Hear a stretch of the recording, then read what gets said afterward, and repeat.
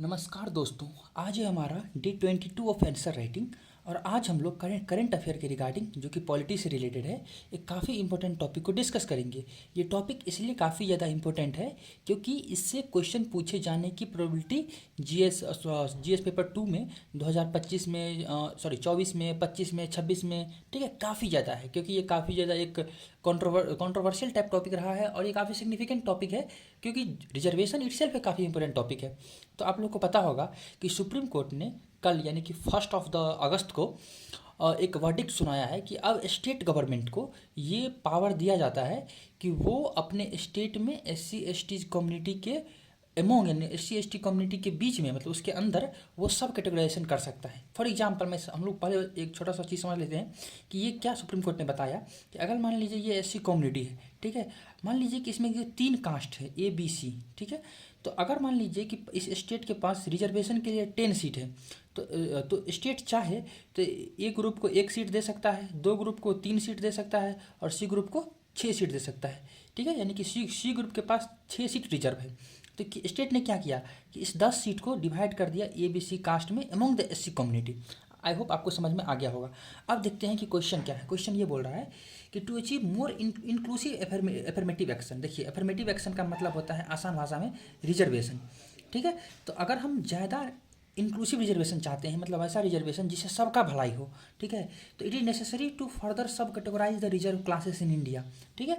अगर हम चाहते हैं कि इंक्लूसिव रिजर्वेशन हो यानी सबका भलाई हो, सबको रिजर्वेशन मिले, तो ये नेसेसरी है कि हम जो मतलब इंडिया में जिस कैटेगरी को रिजर्वेशन मिलता है उसमें फर्दर सब कैटेगरी बना दे। जिस तरह से SC के अंदर फर्दर सब कैटेगरी बना दे, ST के अंदर फर्दर सब कैटेगरी बना दे, ठीक है। तो ये मेरा स्टेटमेंट है। Discuss in the context of recent supreme court judgment, ठीक है। इस स्टेटमेंट को हमको डिस्कस करना है जो सुप्रीम कोर्ट का रिसेंटली जजमेंट आया है उसके अकॉर्डिंग, ठीक है। तो आइए स्टार्ट करते हैं। सबसे पहले बात करते हैं हम लोग इंट्रोडक्शन के बारे में। देखिए, इंट्रोडक्शन आप कैसे दे सकते हैं। कोई भी चीज़ रिसेंट न्यूज़ में रहा है तो जो न्यूज़ का फैक्ट है जस्ट पुट इट, कुछ नहीं आपको करना है, सिंपल वो फैक्ट को यहाँ पर डाल देना है। तो हमने वही किया। इन द रिसेंट 6:1 जज बेंच, ठीक है, आपको पता होगा कि देखिए जैसे देखिए यूजुअली जो बेंच बनता है सुप्रीम कोर्ट में, ठीक है, वो ऑड नंबर में बनता है, ठीक है। इस तरह से तो अभी 7 जज का बेंच बना था। 7 जज बेंच में 6 जज बोला कि हाँ भाई स्टेट को पावर दिया जाना चाहिए कैटेगराइज करने का, जबकि एक बोला नहीं नहीं ऐसा नहीं होना चाहिए, ठीक है। ऑनरेबल CGI जो DY चंद्र साहब है वो इसको हेड कर रहे थे इस बेंच को, ठीक है।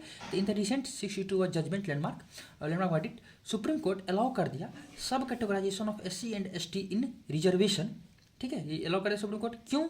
To ensure wider protection of the under represented groups within the SC/ST, ठीक है। SC/ST के अमोंग, जैसे SC/ST के अमोंग जो भी पीपल है जो भी अंडर रिप्रेजेंटेड है, ठीक है, यानी उसका अभी तक रिप्रेजेंटेशन एजुकेशनल इंस्टीट्यूट में पॉलिटिक्स में नहीं आया है, उसको प्रोटेक्ट किया जाए, ठीक है। समझ में आया? तो आगे बढ़ते हैं हम लोग। तो ये रहा मेरा इंट्रोडक्शन वाला पार्ट कि हमने क्या किया। हमने यहाँ बता दिया कि किस तरह से अभी का वो जजमेंट आया है और इसका मोटो क्या है कि ensure the wider protection of the under represented groups within the SC/ST, ठीक है। अब बात करते हैं बॉडी वाले पार्ट पे। देखिए, यहाँ पर टर्म क्या है, मेरा टर्म है डिस्कस। जब भी डिस्कस टर्म रहता है तो हमें 2 चीज़ ध्यान रखना पड़ता है कि इसका ज़रूरत क्या था, इसका एडवांटेज क्या है, इसका डिसएडवांटेज क्या है, और देन आपको एक कंक्लूजन देना है। तो सबसे पहला बात, इसका एडवांटेज क्या है, मतलब ज़रूरत क्या है ये देने का, ठीक है। तो पहला बात क्या है, एड्रेसिंग इंट्रा ग्रुप इनक्वालिटीज। आपको पता होगा, आप सुनी भी होइएगा कि अगर मान लीजिए ये एक ऐसी कम्युनिटीज़ है तो कुछ पीपल है वही बरसों से रिजर्वेशन का बेनिफिट उठाते चले आए हैं। जैसे एक बहुत ही फेमस कि इस तरह से एग्जांपल्स है कि जो UPSC टॉपर टीना रावी थी, ठीक है। तो अब जरा सोचिए उसकी फैमिली में सभी लोग वेल ऑफ हो चुके हैं, कायदे कानून से अगर देखा जाए तो दे नॉट नीड रिजर्वेशंस, ठीक है, बट स्टिल वो SC कम्युनिटी से बिलोंग करती है तो रिजर्वेशन उनको मिल रहा है, ठीक है। तो वही बताया गया कि कुछ सेक्शंस है particular SC community ST communities में जिसको जरूरत है रिजर्वेशन का, बट रिजर्वेशन उसी को मिलते चले आ रहा है, जबकि एक लार्जर चंक ऑफ पीपल ऐसा है जिसको जरूरत है रिजर्वेशन का बट उसको रिजर्वेशन अभी तक मिल ही नहीं रहा है, ठीक है।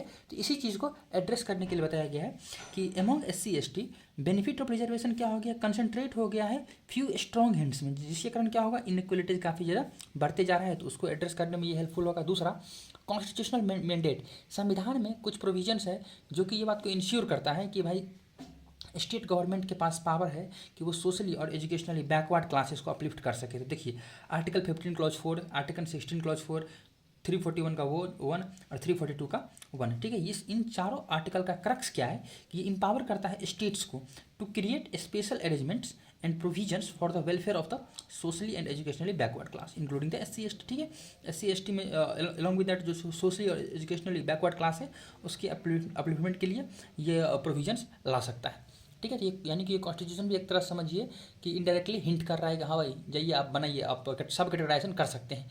Third one is empowerment of the state government. आप देखिए, ऐसा माना जाता है ना कि किसको एज ए SC किसको एज ए ST रिकॉग्नाइज किया जाएगा, ये प्रेसिडेंट के हाथ में है। और आपको पता होगा कि आर्टिकल 74 क्लॉज 1 बोलता है कि प्रेसिडेंट किसकी एड एंड एडवाइस पे काम करेगा, तो काउंसिल ऑफ मिनिस्टर के एड एंड एडवाइस पे काम करेगा, जो कि यूनियन गवर्नमेंट का पार्ट हो गया। तो ऐसा माना जाता है कि किसको SC ST रखा जाएगा, ये यूनियन गवर्नमेंट के हाथ में है, क्योंकि प्रेसिडेंट के हाथ में, प्रेसिडेंट यूनियन गवर्नमेंट के हाथ में है।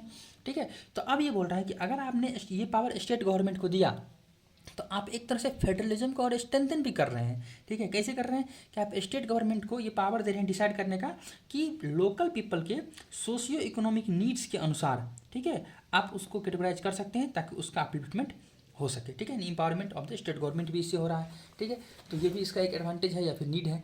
Next one is enhancing social mobility. ये तो बहुत कॉमन सेंस की बात है कि अगर मान लीजिए कि वैसा पीपल जो जिसको अभी तक रिजर्वेशन नहीं मिला था, मतलब जिसको ज़रूरत है रिजर्वेशन का, अगर आप उसको स्पेशली रिजर्वेशन टारगेट करके उसको रिजर्वेशन दे रहे हैं तो इससे क्या होगा, उस पर्टिकुलर ग्रुप का सोशल मोबिलिटी होगा इन सेक्टर ऑफ एजुकेशन, उसको एम्प्लॉयमेंट मिलेगा, पॉलिटिक्स में उसका रिप्रेजेंटेशन बढ़ेगा। और देखिए डॉक्टर बी आर अम्बेडकर साहब बोलते थे कि आप हमें ना ये सब क्या बोलते हैं कि चौनी अठौनी पकड़ाना छोड़िए, आप हमको पॉलिटिक्स में रिजर्वेशन दीजिए। तो क्योंकि अगर आप पार्लियामेंट पहुंच जाइएगा तब सब कुछ कंट्रोल कीजिएगा। ठीक है, तो political representation is very compulsory. तो ये रहा हमारा 4 पॉइंट जो कि बताता है कि क्या क्यों ज़रूरत है रिजर्वेशन सब कैटेगराइजेशन करने का एमंग द SC STs।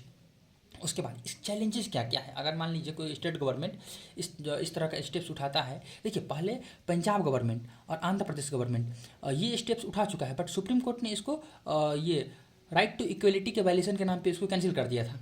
ठीक है, और इस डिसीजन में सुप्रीम कोर्ट ने अपने ही डिसीजन को क्या किया है, फिर से रिव्यू किया है। ठीक है, अपने ही जजमेंट को रिव्यू किया और एक नया डिसीजन दिया।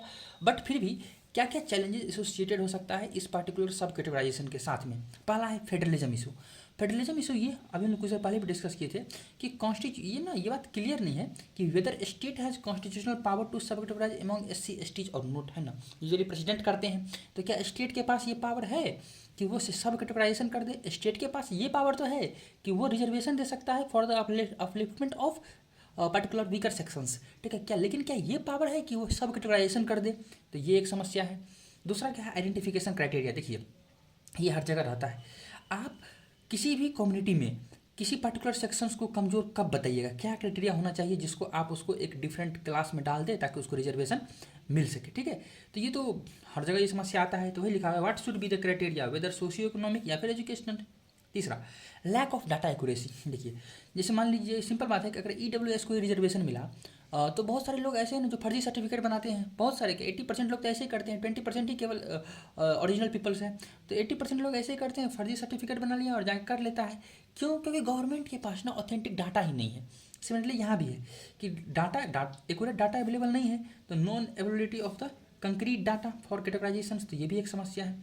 चौथा क्या है, इंट्रा ग्रुप डिस्प्यूट्स। अब देखिए अगर मान लीजिए कि ऐसी कम्युनिटीज़ के अमोंग 2 ग्रुप डिवाइड कर दिया गया, बोला कि इसको कम रिजर्वेशन है, 50 सीट है, तो बोलेगा तुमको 10 मिलेगा, भाई तुमको 40 मिलेगा। तो अब ये वाला जो पर्टिकुलर सेक्शन है, मान लीजिए स्ट्रॉन्ग सेक्शन है, तो ये क्या इससे खुन्नस पाल कर रखेगा, है ना। इससे क्या होगा, ग्रुप के अंदर भी कॉन्फ्लिक्ट बढ़ेगा, may lead to the internal conflict among the ऐसी कम्युनिटीज़। ठीक है, उसके बाद क्या है, rise of caste identity among them. Caste के स्थान पे आप ये भी लिख सकते हैं राइज ऑफ ग्रुप आइडेंटिटी। ठीक है, यानी ग्रुपिंग टाइप हो जाएगा। ये देखिए ये जो सब कैटेगराइजेशन है ये फ्रेगमेंट कर सकता है SC कम्युनिटीज़ को। अभी क्या है, अभी एक SC आइडेंटिटी है। ठीक है, अगर मान लीजिए आप सब कैटेगराइजेशन कर दीजिएगा तो वो आइडेंटिटी सेपरेट से हो जाएगा। जैसे ठीक है, तो ये बताया गया है कि सब कैटेगराइजेशन में fragment the SC community leading to the rise of group identity, जिससे क्या होगा, जो कलेक्टिव आइडेंटिटी है ना वो वीकेंड हो जाएगा। ठीक है, ये कुछ चैलेंजेस हो गए।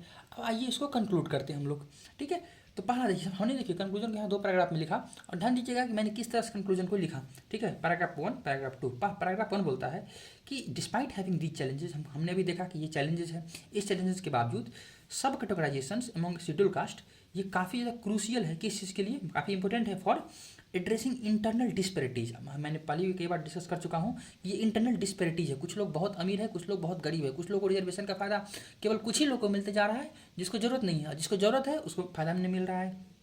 तो वही बात बताया गया है कि crucial for addressing internal disparity और इंश्योरिंग टारगेटेड सोशल जस्टिस, ठीक है, जिसको सोशल जस्टिस चाहिए, जो गरीब है, जिसके पास रोजगार नहीं है, ठीक है, उसका अपलिफ्टमेंट होना चाहिए, उसको सोशल जस्टिस मिले, ठीक है। तो मतलब इन चैलेंजेस के बावजूद भी ये सब कैटेगराइजेशन का ये सिग्निफिकेंस है। अब देखिए, बट ये चैलेंजेस को भी ओवरकम हमें करना है, तो एज IAS एस्पिरेंट आपको ये बताना होगा कि how we will overcome the challenges.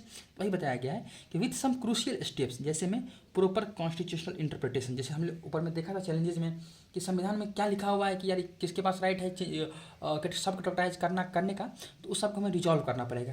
तो proper constitutional interpretation, authentic data observation काफ़ी इंपॉर्टेंट है, and delivering correct message to the needy ones, ये भी काफ़ी इंपॉर्टेंट है। जरा देखिए, अब मान लीजिए बहुत सारे लोग हैं, जैसे ST कम्युनिटीज़ के बहुत सारे लोग जो एजुकेशनली उतना ज़्यादा आगे नहीं है, उसको पता चलेगा ना, तो बहुत पता है, बहुत उसी ST कम्युनिटी या ऐसी कम्युनिटीज़ के ही लोग जो स्ट्रांग पीपल होंगे, वो ये बोलेंगे उसको कि यार तुम्हारा रिजर्वेशन ही समाप्त कर देगा सरकार, ठीक है। तो ये मिस इन्फॉर्मेशन को भी फैलने से रोकना जिम्मेदारी है गवर्नमेंट का, है ना। तो delivering correct message to the needy ones, ये काफ़ी इंपॉर्टेंट है, ठीक है। तो यानी कि इन सारे करेक्टिव स्टेप्स से affirmative actions can be achieve more inclusively है, ठीक है। रिजर्वेशन को हम लोग मोर इंक्लूसिवली अचीव कर सकते हैं, ठीक है। तो ये रहा आज का डिस्कशन, जो कि काफ़ी काफ़ी काफ़ी ज़्यादा इंपॉर्टेंट डिस्कशन है। तो कैसा लगा आप कमेंट बॉक्स में बता सकते हैं, और हाँ, आप इसमें कुछ अपना सुझाव देना चाहते हैं तो आप दे सकते हैं, ठीक है। Thank you very much for the discussion.